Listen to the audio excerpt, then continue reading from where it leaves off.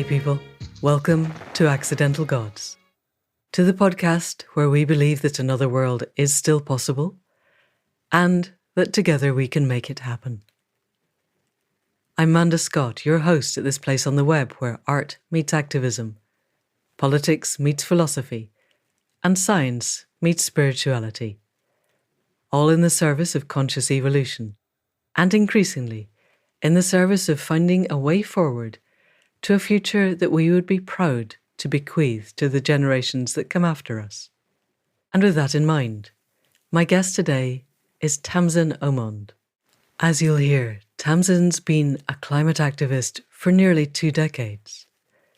Since dropping banners against Heathrow Airport's third runway from the roof of the Houses of Parliament, Tamsin has consistently shifted public conversation on the climate and ecological emergency. They've organised all kinds of high-profile protests, co-founded a Suffragette-inspired environmental campaign, set up a community interest company that mobilised the community surrounding London City Airport, led global corporate campaigns as head of global campaigns at Lush, and been a founding member of Extinction Rebellion. Last year, 2021, Tamsin stood for co-leadership of the Green Party of England and Wales. They're also the author of 2 books, Rush, The Making of a Climate Activist, and the most recent that came out late last year, Do Earth, Healing Strategies for Humankind. I thoroughly recommend both of them, and I'll have a bit of an offer at the end when we're done, so hang around and you'll get it. In the meantime, people of the podcast, please welcome Tamsin Omond. So Tamsin Omond, welcome to the Accidental Gods podcast on this glorious late winter morning. Are you in London or are you in Scotland just now? Because you divide your time. I always thought that was a very wonderful thing to do. Hey, Manda, so good to be here. Thank you for inviting me. Right now, I'm sat in East London in the Olympic Borough of Newham. I live in Forest Gate, so I'm just sat in my little terraced house. I've just come back from a run, feeling pretty good. Enjoying the whole urban life of an Olympic borough. I guess it became the Olympic borough in 2012. That's amazing. Did it make a big impact? This is nothing to do with Accidental Gods. I'm just curious. You know what? I think Newham actually is to do with Accidental Gods. Newham is it's the most diverse borough in London. It's also the poorest borough in London, the most polluted. And as ever, Right. Environmental hazards get kind of dumped on communities of colour and working class communities. And so it's like this strange mix of the reality of, what Newham's always been, which is, a kind of working class culture, super, so many different people here, different cultures. And then this kind of intrusion of the desire, a kind of place building that the Olympics brought. And the Olympics very definitely wants to regenerate the borough and make it more like Hackney. And it's been really interesting to kind of live through that and kind of to watch the different versions of, how we're going to live in a city as we approach various limitations. Kind of play out through this borough. I think it's one of the most iconic sites of struggle in the UK, which is probably why I've put myself here. Yes, right at the heart of it. That's so interesting. I am desperately trying to find someone to speak to regenerative cities for Throughtopia, actually. So maybe we need to come back to that in a bit, because I'm remembering my brother's a geologist, and it took him to point out to me that the east of every city in Britain is the one where the bad stuff happens because the prevailing winds are from the west. Exactly. And they blew all the pollution during all the industrial era went from the west, which stayed nice and bright and beautiful, to the east, which was then smogged. And presumably still is. Did it change a lot when we had the whole car reduction? Has that made a difference to air pollution? I mean, I don't think so. I think in this area, it's the thing where, you can kind of have, I don't know if they're planning to follow a policy of car reduction. At the moment, there's this desire to build a new tunnel underneath the Thames, so a new river crossing. And instead of building a river crossing that would enable walkers, cyclists, public transport. No. They're building at the Silvertown cars. Tunnel, which is going to be, a new tunnel for cars, which has been proven time and again to just increase traffic. Like, it doesn't, their arguments are, oh, well, this is going to ease traffic No, of course it from won't. those other tunnels, from the Dartmouth Tunnel. And it's like, no. If you put another tunnel in, more cars come. That's how it works with roads. Yeah, it's like you build bigger motorways, more cars take the motorways. This is the old definition of madness, doing the same thing time after time and expecting a different result. Exactly. And you have to think somewhere along the line, they don't really expect a different result. They just expect people to believe what they say, which... Yeah, absolutely. I dream of a time when there's a Green Mayor of London and, this idea of regenerative cities, which feels like it shouldn't be that far away. Like, every single party is kind of hemorrhaging support in the capital apart from the Greens. And I think, at that point, just to have a leader in such a powerful position who is open to the ideas of regenerative city building would be so exciting. And I think for Newham, I actually did a project with the New Economics Foundation around London City Airport. And London City Airport is this, it's a small airport that serves the very rich. It's literally for the city. Like, the most flights going out of it are going to Geneva. They're going to, those those places in Europe where money is just being exchanged. And we did this.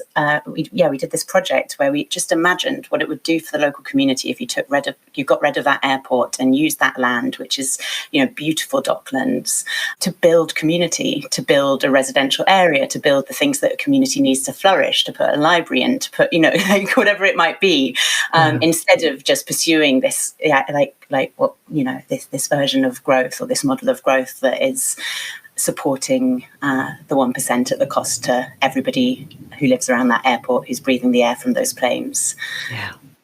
Not to mention the carbon load that's going from it anyway. And when you did that project, we'll come back in a little while to how you happened to be with the New Economics Foundation we and really why you're kicked this interested off, didn't we? in the green. So it's good. It's great. Let's just keep going, because did the project create the kind of tangible data that if we had someone whose job didn't depend on them ignoring you was able to listen, would they have had actionable, plot points of what to do besides shut the airport? Did you create that kind of data for them?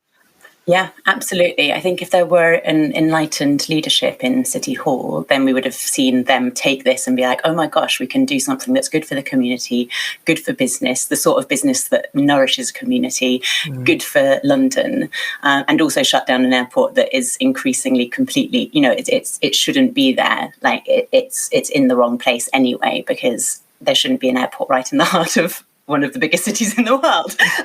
That's completely insane.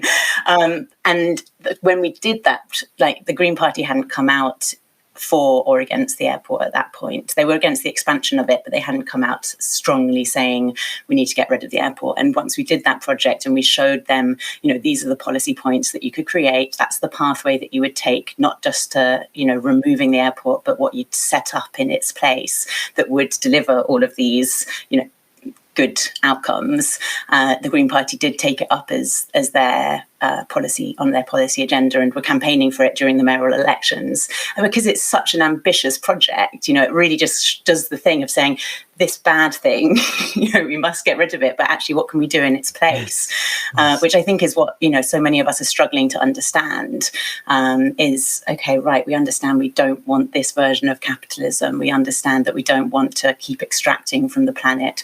And yet, this is the reality that we've all been moulded by. And so what on earth do we do to step away from it? And I think, more and more, we thank God for the New Economics Foundation doing their number crunching, the things that, us creatives might be less good at kind of wrapping our heads around. We can do the imagination, and then them coming in and actually making it a very robust report that you can wave at various policymakers is incredibly helpful.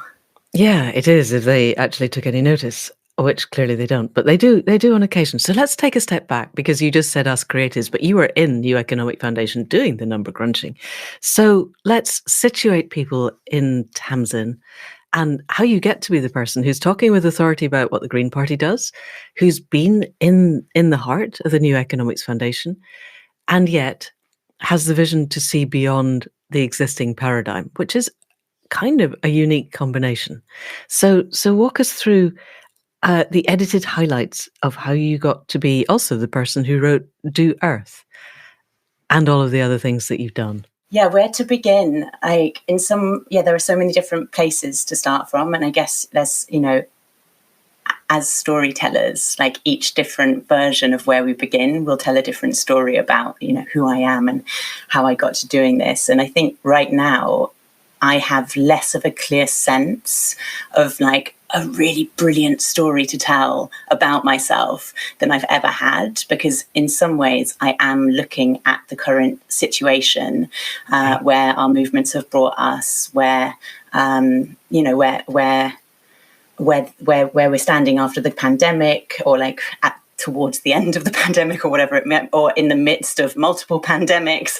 And I think so many of us are kind of figuring out, who am I? How do I make sense of myself in a world where so much is unstable and where so many of the assumptions on which I built my identity are shaken or shaking? Mm-hmm. And I also feel that. And I think, I used to have a really great story about like Tamsin the activist, and it would begin at the climate camp outside Heathrow Airport in 2008 or 2007, it was actually, and it would kind of have a wonderful narrative arc to it, and I'd be standing on the top of the Houses of Parliament dropping banners against the third runway at Heathrow, and then I'd move into Climate Rush, which was organising women as climate suffragettes, and we were taking action to push the COP, which is a big meeting that happens every year, to an international meeting to kind of sort out climate change. Obviously hasn't worked yet. All of the governments of the world go along, and so do the fossil fuel industries. And, so I was going to talk about that and how we were climate suffragettes and doing all of this like really cool actions and reclaiming that radical, rebellious kind of feminist principles. And then, then go into, I don't know, talking about anti-fracking and the activism there. And then maybe I'd finish with this like recent standing for the Green Party as a co-leader of the Green Party and trying to align. Oh, actually, no, because I couldn't miss out Extinction Rebellion. That would be, sorry, don't skip over Extinction Rebellion, like one of the most successful movements that I've been a part of. And my part in kind of establishing that movement. But in some ways I'm like, okay, that's great. Activism is really, really important, but I really want to know what the program for change is. I spent my whole life trying to raise the alarm around climate and trying lots of clever different ways of doing it, focusing on specific issues, whether it was fracking or airport expansion or whatever it might be, using different methods, whether it was, I worked in business as the, what do they call it? Like the head of campaigns for Lush.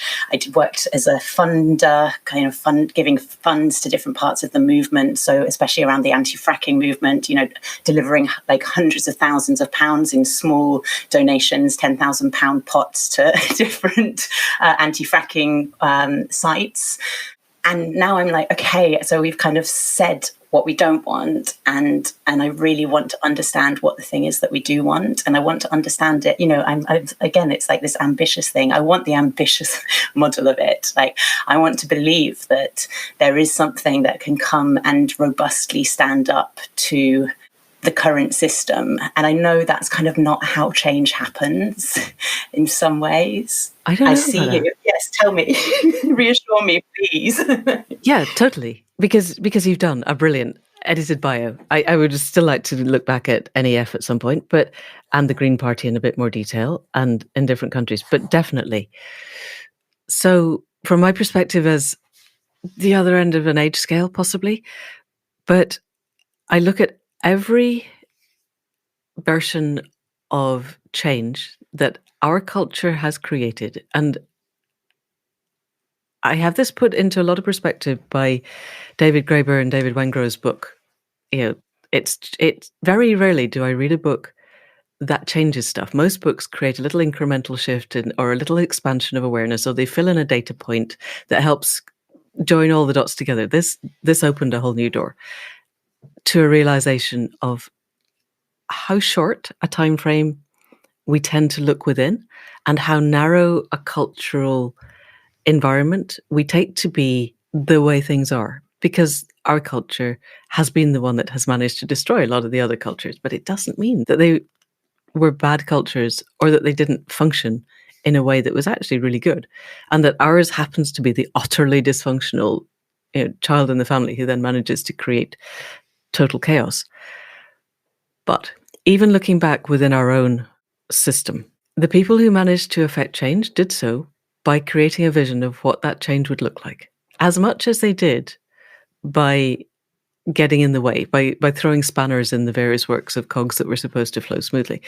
And so what I've seen with Extinction Rebellion particularly is that it's managed to throw the spanners in the works in a way that has got people listening much, much more. And then the next stage is to offer the vision, because the general mass of people, when I speak to people who aren't activists, I just go down the local shop, and there was a day last autumn, must have been near COP, where even the Daily Mail had a front cover talking about climate change. You thought, my God, the world, hell has frozen over. What is happening? And I spoke to the lovely ladies in the shop and said, who all read the Mail, said, oh, look, climate change. And they, to a woman, actually did the physical move that took them, I'm not going to move away from the microphone, but they turned away, put out their hands and said, we don't want to think about it. So they don't want to think about it because the entire narrative, the whole time I've been growing up, and therefore the whole time you've been growing up, has been our world is going to get much, much, much, much worse. Our standard of living is going, frankly, to be worse than you could ever possibly imagine, and we're going to hate it, and that's the only possible option. And surprisingly enough, nobody runs for that. They would rather not think about it until it actually arrives. And even then, they'd probably rather assume that it's only going to be temporary. This is one of the things that I think COVID has really taught us, because you don't need to know much virology to know that this is now with us. It's not going away. Coronaviruses are what coronaviruses are, and it doesn't matter where we think it came from, and it doesn't matter really what we think its broader purpose is if you're part of that group. It's just here.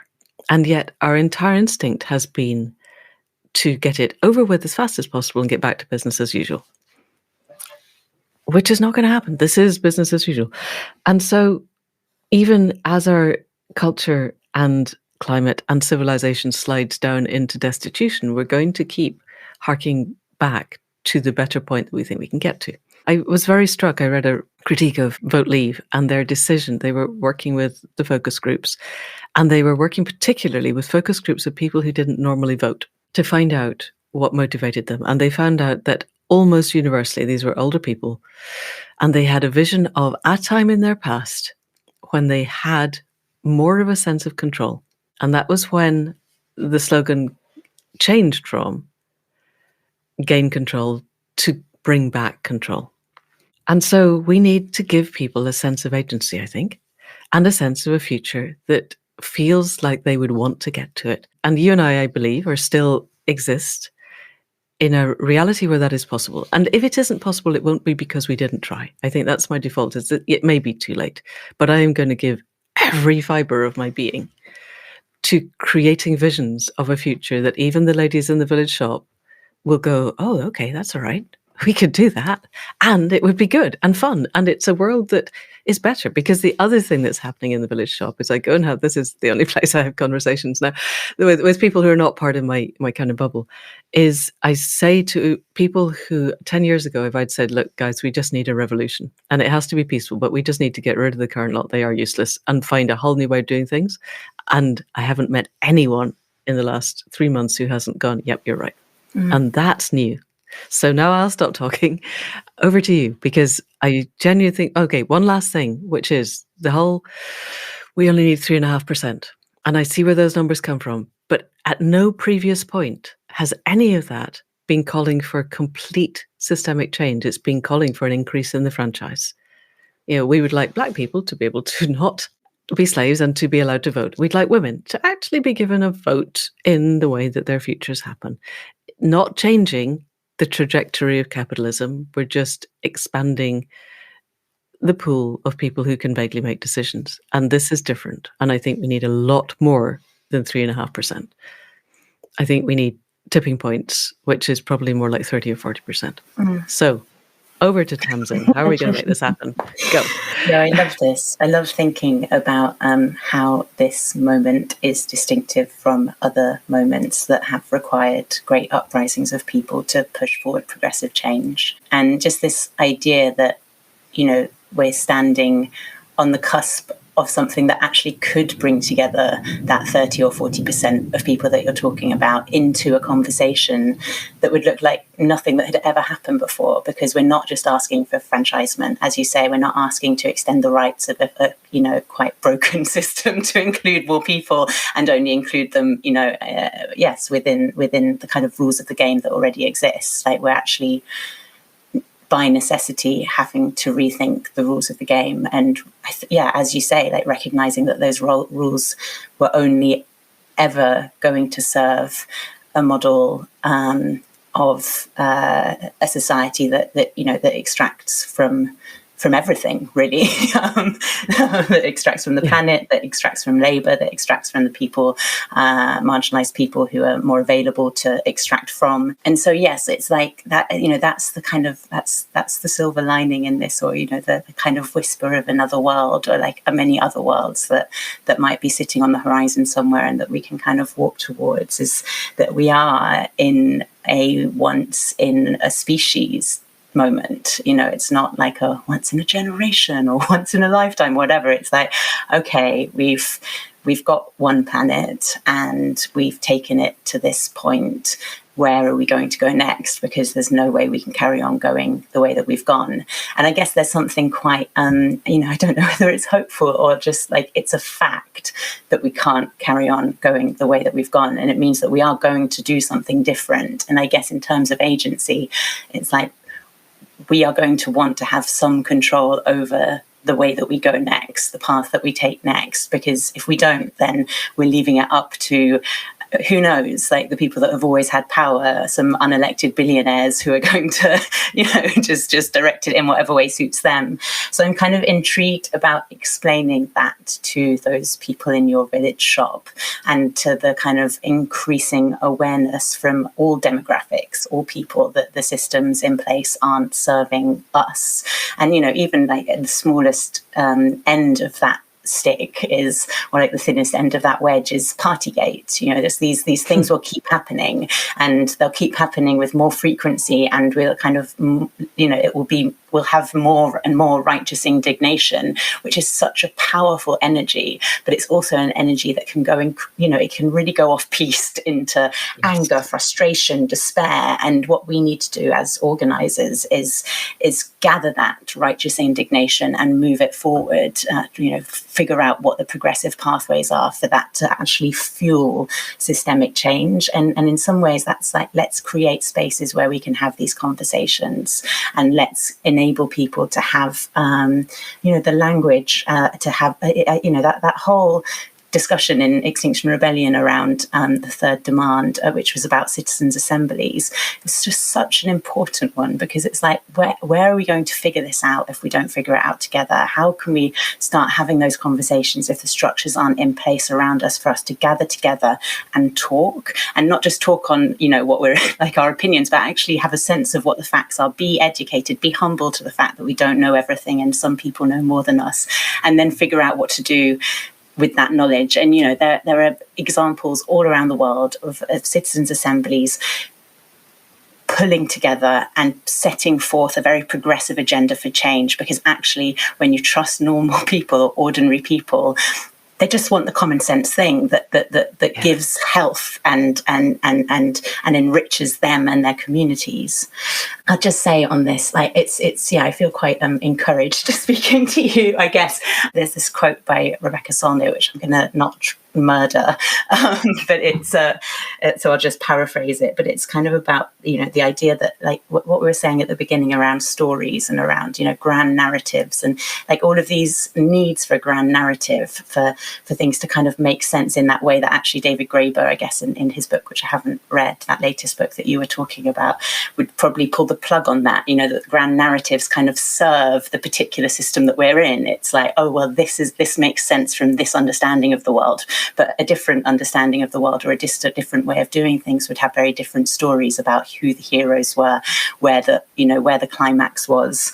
And I guess, this Rebecca Solnit quote goes something like, you know, that we have this idea that we're going towards a destination, that it's going to be the end of the world, or that it's going to be this glorious utopia. And it's not like that. You know, it's a tangled pathway, and every single step we take is complicated. And there are however many billion people doing their complicated steps. But that what we can do is that we can show up, and we can just try and take the best steps that we can take, and acknowledge that where that's going to lead is just somewhere else. It's not the perfect situation or the like absolute cataclysmic destruction.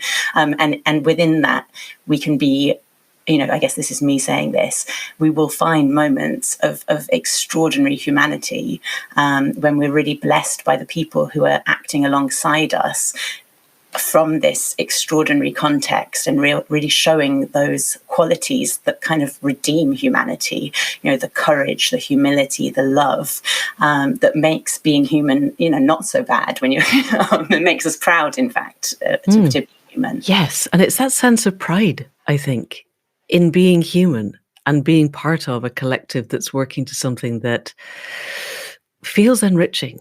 And I was talking to Natalie Nahai on a podcast a couple of weeks ago, and we came across the idea of psychological safety. And I think that if we could create a future which had that sense of psychological safety and enrichment and co-creation, we don't have to create a utopia. I think it's quite important that we understand that we're not, but we do have to create a vision of a world that is motivated by things. Not to say capitalism is broken. I do a lot of animal training, dog and horse training, and positive reinforcement. And one of the key things, you sit down with someone and you go, okay, you know, why are you here? What are we doing?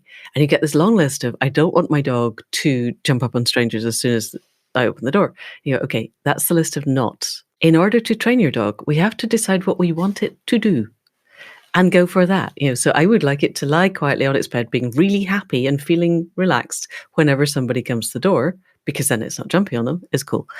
It's very hard to train a not.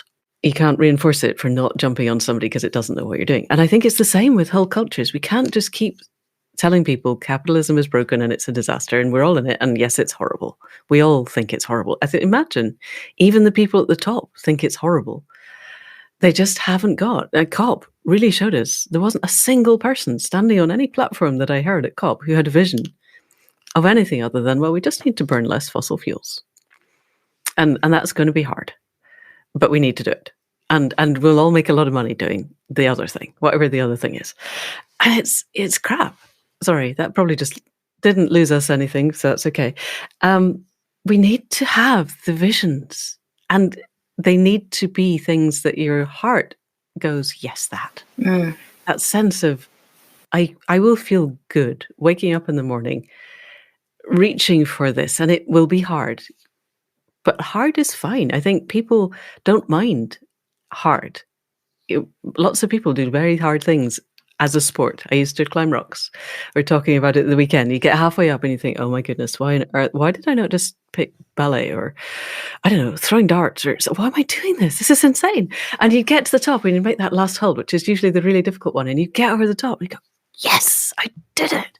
And it was amazing. And I feel so good.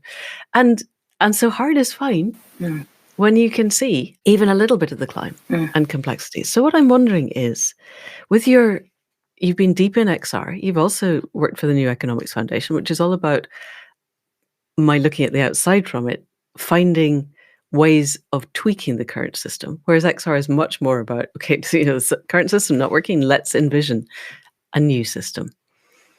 If you and I were to be part of a little mini citizens' assembly, just us,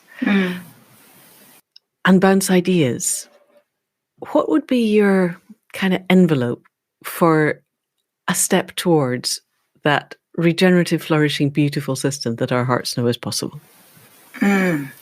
Oh, Amanda, it's just such a gorgeous way of framing this question. Yes, I like to imagine, I think I will take this from our conversation of kind of imagining chats with friends as mini citizens' assemblies. It's a good one. And yeah, I do talk about this at length. I mean, it's actually not a very lengthy book, so it probably isn't at length in my book of kind of, what are the steps towards building community, really, and how can we show up to the work of community without bringing the worst of ourselves in some ways, which I think is, that's a really big job, especially because we've all been conditioned by, this super individualism and, wanting and needing so much affirmation all of the time, and then feeling impoverished when we have to give it to other people, and we don't get it back.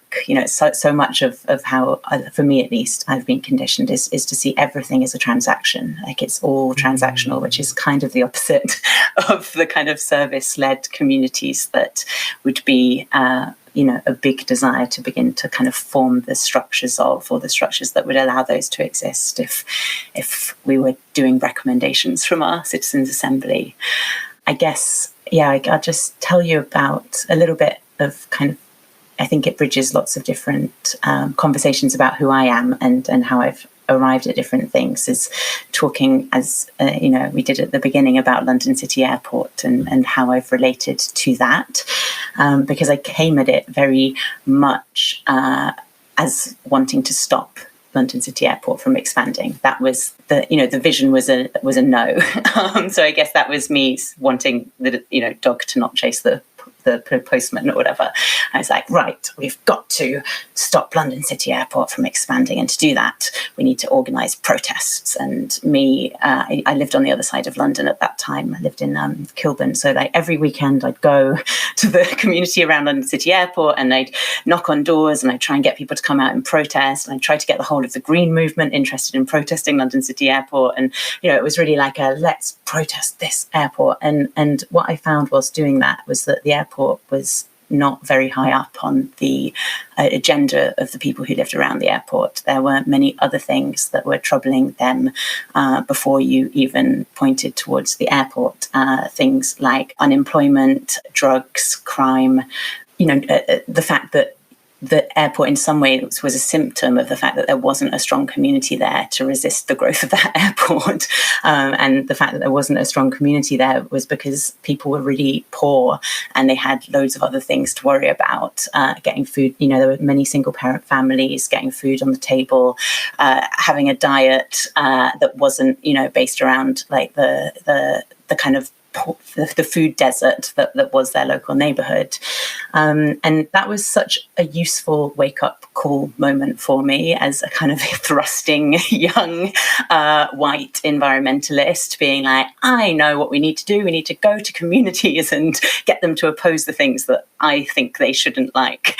And instead, I got involved in a kind of community project in the streets around London City Airport, and that's eventually why I moved to Newham, was because of what we were building there, which was really a different vision. It was about holding space for conversations about what we wanted there rather than what we didn't want there, and it was absolutely exquisite, really, the experience of being part of that community. It's one of the things that nourishes my soul still. Just the memory of it makes me beam, like on a cellular level, because it was really great and it was fun, and I was getting to know people and feeling like I was part of something in a way that I had never really felt before, and feeling so deeply proud of the work that we were doing. And these strange things would happen from it, things that we couldn't have predicted. If you don't want something, you can kind of predict the outcome of your campaign. If it's successful, is that you won't get that thing.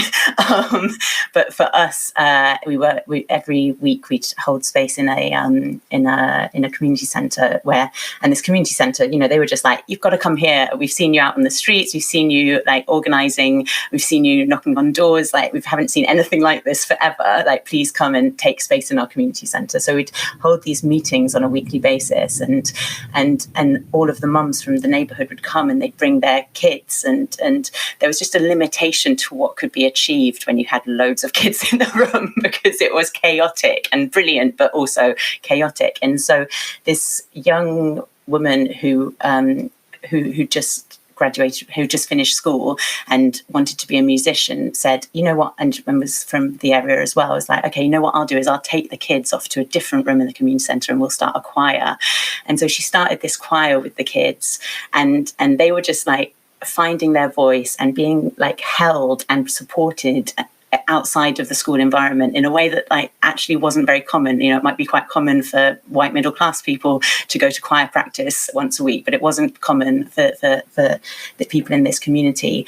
And then whilst she was doing that in that room, we could get really organised and figure out, you know, what we wanted to do as a community. And it was, like we made a community garden. We started having regular meals with different members of the community bringing their like cultures, cuisine, and us all cooking together. Like, it was so powerful and great. And in some ways it's like, well, where does that go? Like, how does that become part of a bigger picture? Like, is that how we do it, with like lots of small jigsaw pieces of communities that are kind of working together and then have in some sort of an alignment towards a bigger goal of what world they want to be inhabiting, so that it's less needing to kind of force its way into creation, and in fact it's actually cherished and nourished, and it's like, yes. Okay, so that was, if I've got the timing right, about 15 years ago, something like that, and you now live there. And so I'm really interested to hear from you, how has that grown, how has it flourished? Because those kids will now be adults of their own, probably have their own kids, some of them. Is there still a choir? Are they, you know, did the young woman who started it, is she out there being a musician in the world? Has that become a kind of a roadmap that other communities could follow if it were more out there in the world? I think it's, how did we manage it? Like, it was all done on a bit of a wing and a prayer. And what community needs actually is investment. And it can't just be done on the kind of good energy and good vibes, especially not in communities where like there aren't lots of white middle class people who could kind of take a bit of time out to go and be part of their communities. So I think there are strong legacies from what we did there, not least so this choir master, Amina.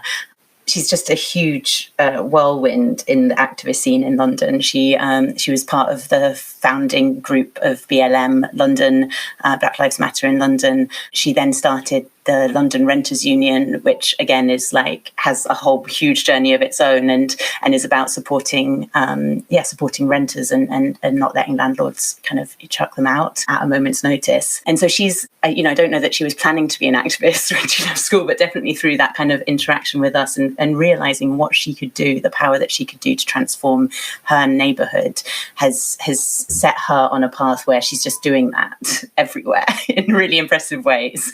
And you should speak to her. Like she's absolutely phenomenal. I should. And so like that exists. I wonder what the legacy is for the kids who were in the choir, like how they look back on that and remember it. But in some ways, it is this thing of like that community and that neighborhood was swamped in some ways by the systemic injustices that we live in, and there are deep sorrows as well from the work that I did there. About 5 years after that, that community project, it kind of, I guess it burnt out in some ways. It wasn't supported by the council. We couldn't get funding for it because of it being a little bit political in terms of not wanting the airport. The work that it did created a culture now where actually like the Labour Party in Newham is against the airport being there. So, it created the emergence of an anti-London City Airport feeling in Newham, which is great. But for that particular community, it's like they need support in a way that they haven't been given because of systemic injustice. And there was this boy, so for the Amina story, which I guess is, again, just thinking about storytelling and the heroes of the story, like for sure Amina is the hero of that particular story. But then like the tragic victim there was a boy called Karim who was like 13 when we were doing it, and he was on the megaphone, I remember that he turned to me once and he was like, because we would just go around the streets being like, come out of your houses, before our community meetings. And he turned to me and he was like, you couldn't knock on someone's door. Like the door was a barrier. Like you can't go to people's doors. And now we can. Like now the doors are open. And I was like, oh my God, somebody needs to like film you saying that and get loads of funding for projects like this all around the country. And unfortunately that didn't happen. And in fact, like he was murdered. And why that is, who knows? But he was a victim of a stabbing like 5 years after that, so when he was a young adult. And it's just, I guess that that's the kind of the hard end of the truth of where we are systemically, is that like that his story shouldn't have ended like that. From what I knew of him, from 18 months to 2 years working alongside him every weekend and seeing this like bright light, just wanting to engage with the world, wanting to know where he'd fit in, and that was where his story ended up. There, it's not without its challenges, the work that we're set to do. It's not, is it? That's incredibly sad. Yeah. There are so many places we could go with this, and partly I had written down heroes of the story because one of the conversations I want to have in the middle of Throughtopia with Sharon Blackie, who's written a lot about the heroic journey and the whole Joseph Campbell model, and looking at the post-heroic journey and whether it's time to have a post-heroic journey. And I've been talking to young American activists who go, we're all the heroes, everybody needs to be a hero, everything has to be horizontal, no more heroes. And yet I think, listening to you and listening to that, there are some parts of us as human beings that are so hardwired, or at least in our firmware, not in our hardware, and being the hero of a story, and we can all be the heroes of our own stories. But I think that heroic narrative that pushes us to take that step a bit further, because we, at a very deep level, crave that sense of acknowledgement. I think this is one of the reasons why solitary confinement is one of the worst things we can do to people, is we lose that sense of feedback from other people. So that's a direction I'm thinking out loud, because one of the other things that's coming up a lot is this white middle class having the time to do stuff and everybody else not. And our system is set for that. And it's hard to imagine the people currently in power listening to an alternative. And yet, on the rare occasions when I sit down and talk to our local Tory MP, very white, very upper middle class, would be devastated if we were to suggest to him that he didn't care about people other than himself. And I wonder if we could craft a narrative, again, in our little citizens' assembly of two, of a place where he doesn't feel that in the midst of his transactional world where everything is zero sum. Maybe we have to dismantle that for him first, because I think this is one of the fallacies of our culture, that surviving or cultures that thrive don't have that zero sum transactional sense. They have a sense where I can still be an individual. I can do things that are different from the rest of the culture. I can be blue soldier woman, and you may think women don't fight, but I'm going to go out and fight because that's what I want to do. In battles where you're counting coup on someone, you're not actually killing them. But let's leave that to a separate narrative. So there's a sense where David Wenger describes cultures where nobody tells anyone what to do, and yet the entire culture flourishes because there is a sense that the heroes are the people who help the flourishing, in a way. There's an extraordinary woman that I've listened to on a podcast. This is an aside, we'll come back from this. She's very white, was very middle class, was part of a UN delegation working in South Africa, doing NGO stuff at a very high level.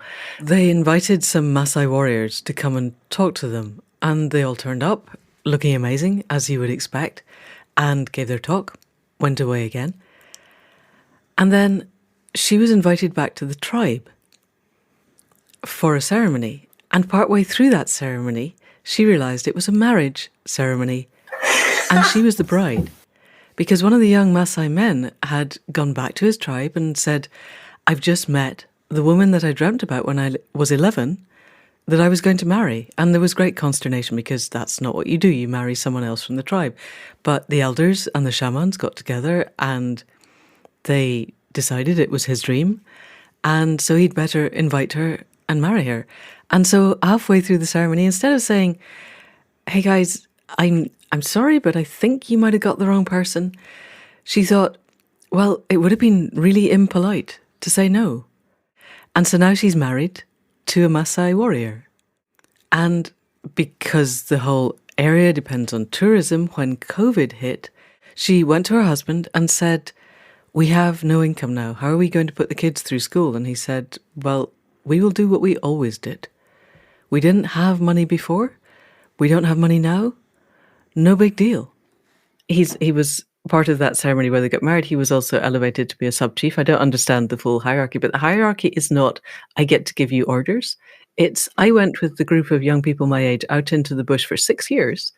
And when we came back, they said I was one of the people who was good at taking responsibility and who could hold everything together when things were going very badly wrong. And we're all still alive. We who came back, the ones who didn't come back are the ones who aren't still alive. And we're still alive because this person is one of the people who helped that happen. And we have hierarchies where the worst possible people, the psychopaths, get to the top. And we need to change that.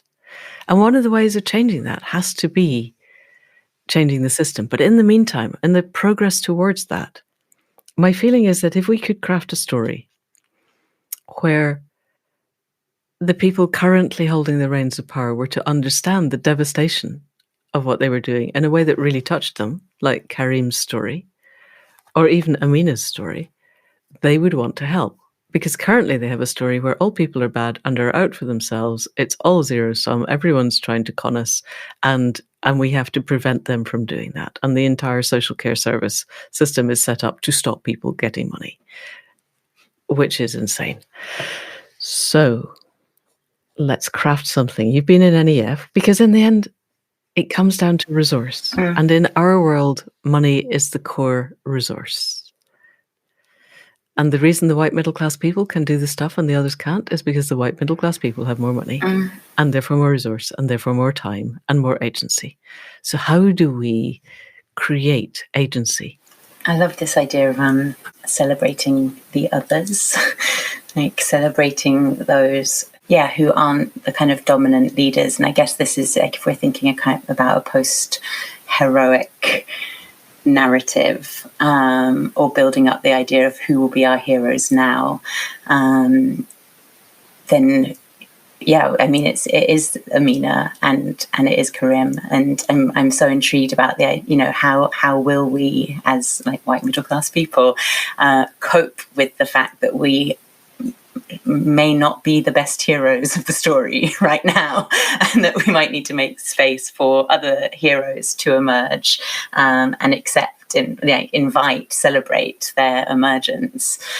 Like it really is time, I think, and I am so interested about this idea that it's not like it's new to me, and it's so not new to people who have kind of sat at the margins of things.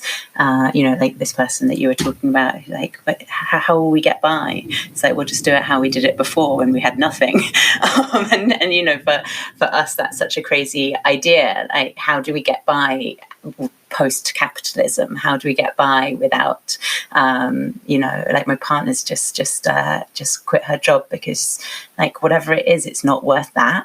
Like whatever the benefits are of having the 9 to 5 or the 8 to 6, as it actually turns out to be, and the stress of it and the pressure to show up and to always be like particularly on point, like it's just not worth it. And like how we get by, we're going to have to figure that out, because that version wasn't working.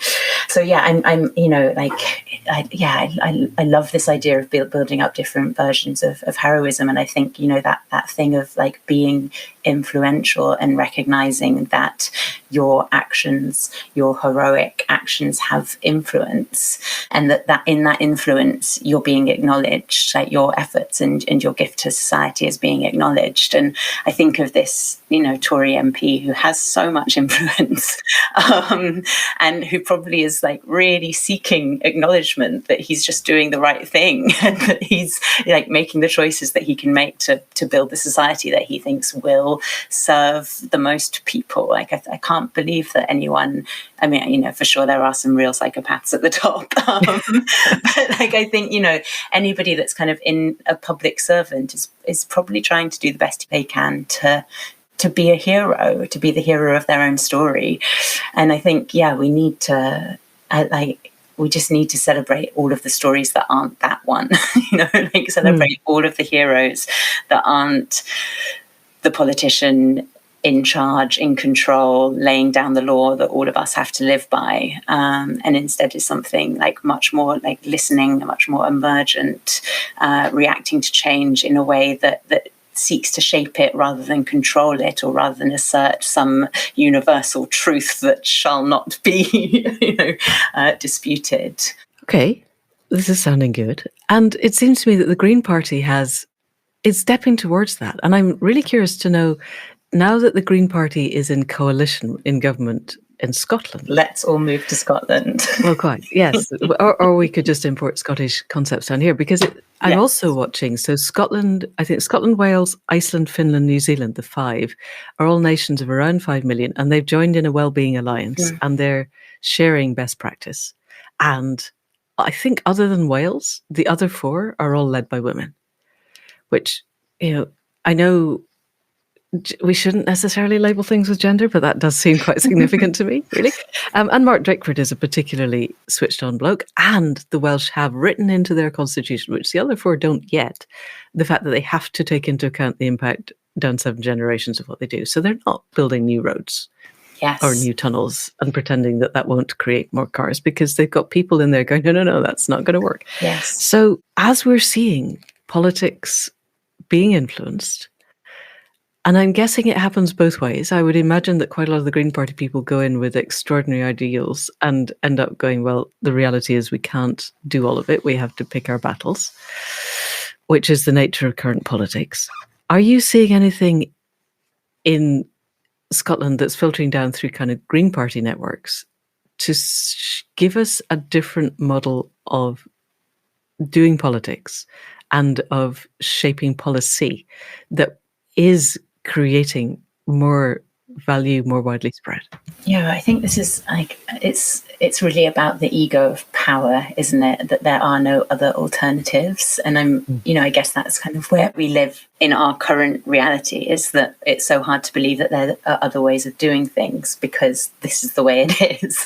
And there's so much ego to that, because actually there are, an infinite number of ways of doing things, and those are being expressed in the cracks in this system all the time. I'm always surprised at the fact that, just, in the same country, or in some ways, or just north of the border between England and Scotland, there is a very different model, a kind of experiment in some ways of many different ways of doing leadership. Like, the co-leadership of 2 women-led political parties. The Scots are led by a gay man and a woman, but like, it's not the version of male heterosexual leadership that we're kind of, or patriarchal power that we're used to. And daily there's exciting news coming from Scotland about their different ways of doing things. They're going to do free public transport, so they just make the decision and they do it, and that proves to us that it is possible for under 16s and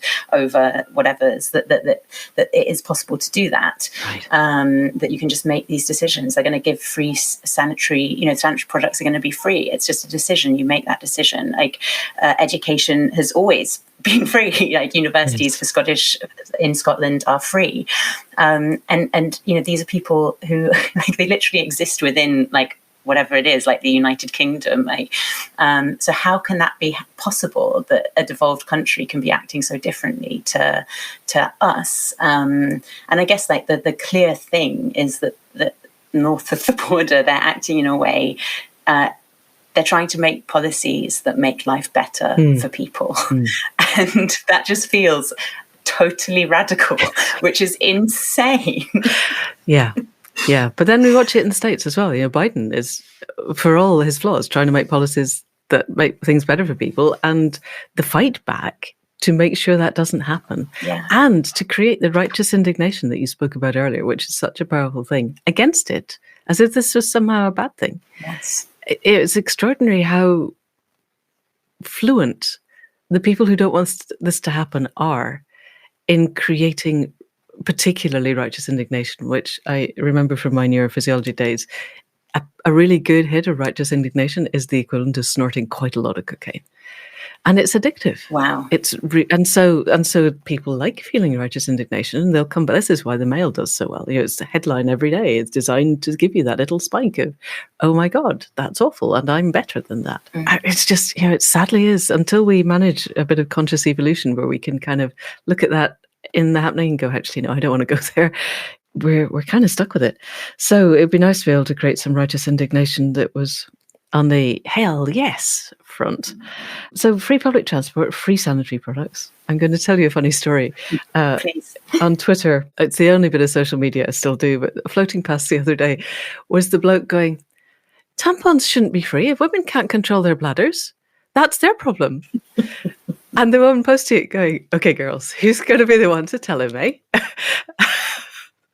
So, we got a degree of education to do out there in between falling about. But still, okay, Scotland, free public transport, free sanitary products, free education, as you said, has always been free and pretty good. I went to university in Scotland. It was a good experience.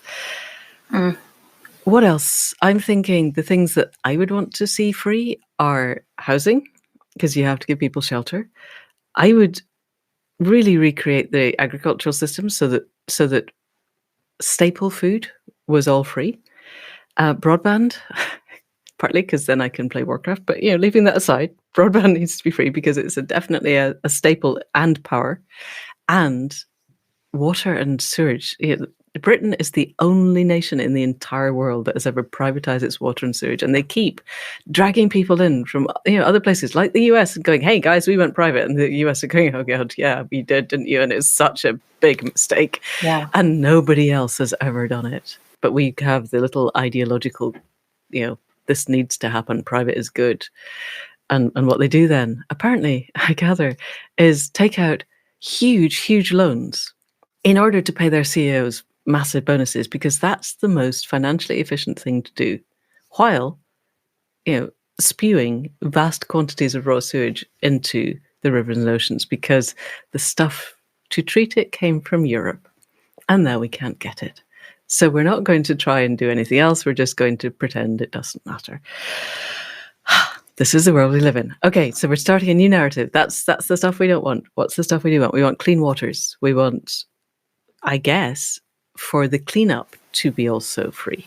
Yeah. So all of our water and the cleanup from agriculture, because huge amounts of the pollution that's happening in the world seems to me comes from agriculture. And I've read the Goes paper. Anyone who hasn't, I'll put it in the show notes, because we think there's a slow dissolution and things just get worse. But if I've read the Goes paper correctly, it comes from the Rosen Institute. We're living in a very fragile system where the ocean is acting as that buffer, weak acid buffer. And I remember doing chemistry at school, and you drip the acid and you drip the acid and you drip the acid, and then between one drop and the next, it suddenly changes. And it's not just the CO2, it's microplastic pollution and general pollution. If the phytoplankton all die, which they will if the pH continues to go 25 years and the pH hits 7.9, no more phytoplankton, 50% of the oxygen in the atmosphere comes from the sea. At the point when the seas die, they all die, everything dies pretty much overnight, then I think things get really quite difficult very quickly. It's not a slow dissolution then. That's a very, very sudden 50% drop in the oxygen in the atmosphere. Is not going to be a fun way to live. That's like standing at the top of Everest. And so, I'm sure Elon Musk and the others have got little supplies of oxygen cylinders, but the rest of us, not so good. So without wishing to frighten everybody, I still think that's a really good reason to change things quite fast. Yes. So in our radical revolution, I've gone for free power, free water and sewerage and cleanup, and free staple food and free housing. What would you have? Yay. You know what? The breadth of your imagination is putting mine to shame. So thank you for reminding me that I can ask for more than free sanitary products. And also for reminding, us all about these feedback loops and, the kind of sudden jolts in the climate system that we are approaching, that kind of are the reality, and that give us the context in which we can demand the impossible, because we're literally moving into, an impossible era. I loved at the beginning of the COP, which was held in Glasgow last year, I was working with the Minga Indigena, which is a group of Indigenous leaders from Latin America. And they were heading to the COP, and they were obviously, like everybody, wanting, huge transformation. They were wanting it to be the COP where Britain recognised its formative role in creating the structures of oppression that that have created this climate crisis, but have also pushed Indigenous people off their lands with colonialism, and that's what it was just so gorgeous, them coming with these huge expectations, and also completely heartbreaking with the knowledge that our leaders were probably not going to meet with them, and they were probably going to be outside the conference centre, maybe a great photograph for the Guardian in their ceremonial gear, but not actually being listened to. And then Nicola Sturgeon rewarded us all and surprised us all by making the first meeting that she had at COP be with the Minga Indigena. And it just felt like a different way of doing leadership. And I guess I want all of those things that you said to be free.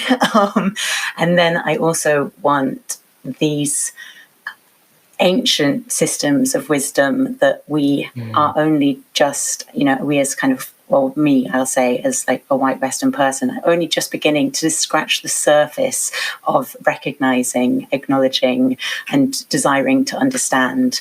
I want those systems of wisdom to be amplified, and for us to humbly learn from the wisdom of of peoples who we have historically oppressed, and who actually seem to have a number of answers about how we can curate our relationship with the world. Yes. A lot of them are spiritual, aren't they? Their answers. Yes. A lot of them are spiritual. And it seems to me that we do, and we must, change the nature of our politics and our economics. But that the fundamental change that needs to happen is that sense of reconnecting with the all that is, with the web of life, with whatever it is that we call it, to the point where there feels like a genuine connection. I sometimes watch some of the students that come to the shamanic stuff, and it takes quite a while to get out of the headspace of thinking that you want it to happen, but I'm the one person it's not going to happen to understanding that this isn't a happening. It's just letting go enough to accept the invitation that is already there. And how do we help that happen at scale? When we've had 2,000 years of the spirituality that was there was so destructive and so violent and so misogynist and homophobic and all of those things, that spirituality itself has become a toxic cue. And we need to go, okay, that, yes, it wasn't great, but all around the world where that spirituality wasn't destroying people, there were people actually connected. And this connection is a real thing, and you don't have to put it all aside like we did in the Enlightenment in order simply to survive and not be burned at the stake, for instance, which you and I would have been, long before now. So from your experience of being with them and being in their company and seeing the connectedness that happens, have you ideas of how we can spread that at scale? I would love to have a great answer for that. I think we are spreading it at scale through our decisions to live publicly spiritual lives, and to credit whatever, like, enlightenment that we have on, on the source of that enlightenment, which I think, for me at least is fractured spiritual journey, but one that I work hard to make less fractured. But yeah, from the being around people whose culture is spiritual, or who have, whose understanding of the world is spiritual, it's just so joyful. It's really relaxing in some ways. It's like I was desperate that the COP would achieve all of the things that they wanted it to achieve. They just knew that it either would or it wouldn't, but that also everything is going to be okay in some way. And so, yeah, I think you're really right. Like the challenge of the past 2000 years and this kind of, this huge fracture in what I think is like the biggest human need, which is to have a sense of connection with something that makes sense and is bigger than us. And it doesn't need to be a god or a deity or anything. It could just be, belonging to this great human family on this strange and mystical planet. And I think there is a hunger for that, and that hunger is being filled in various ways. I look to like the 12-step recovery and the like enormous growth of these kind of spiritual practices in that community, and how it's, it's just so interesting to see that it is being answered, but it's not being answered in a monolithic way anymore, because we have all had our issues with that, except for the people who haven't yet, who haven't yet been excluded from the spirituality that's on offer there. But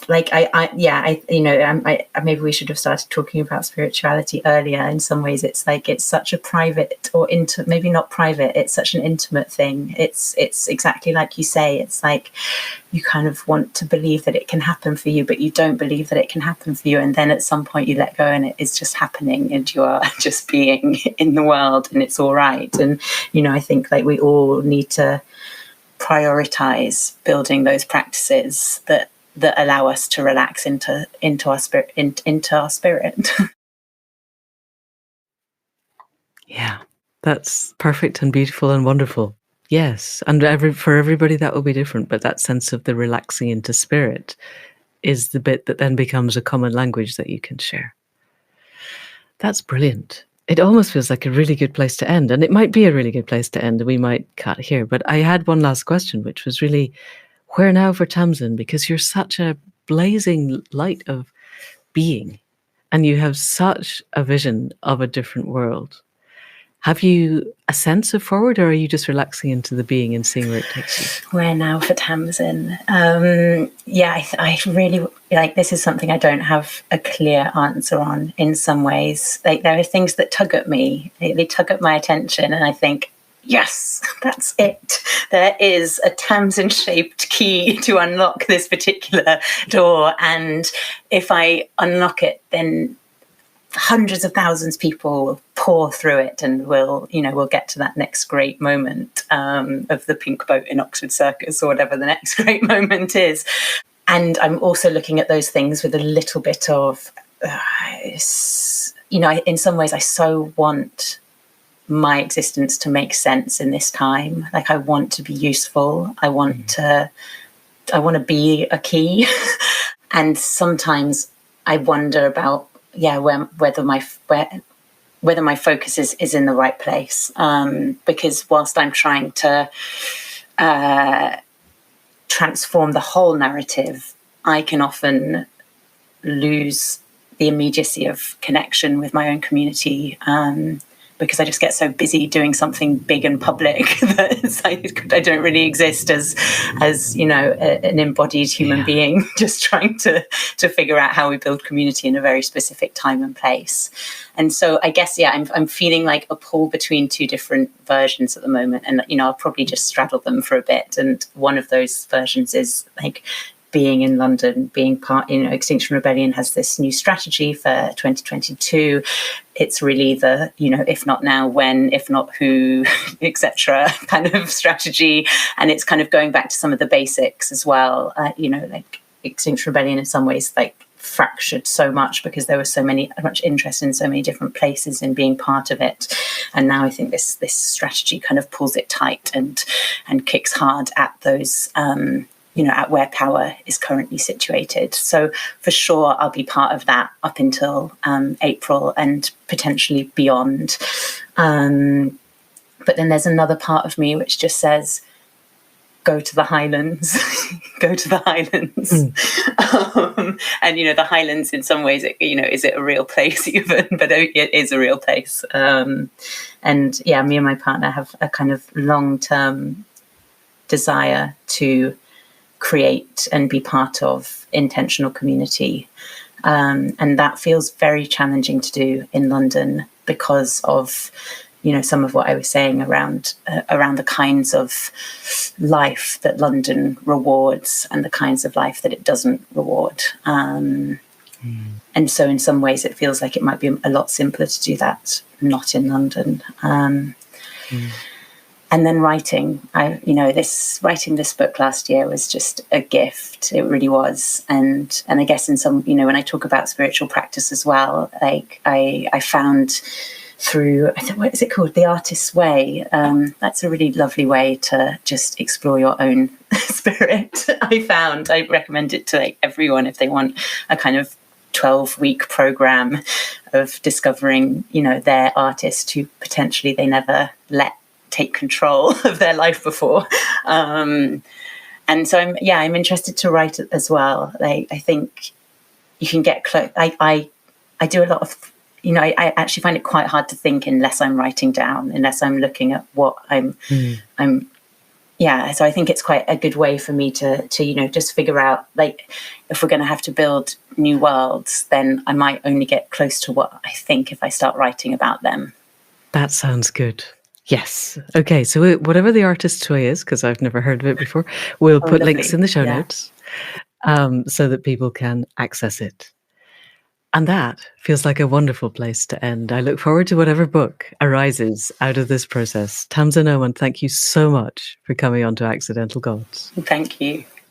And that's it for another week. Enormous thanks to Tamsin for the vibrant enthusiasm that they bring to everything that they do and the depth of thinking.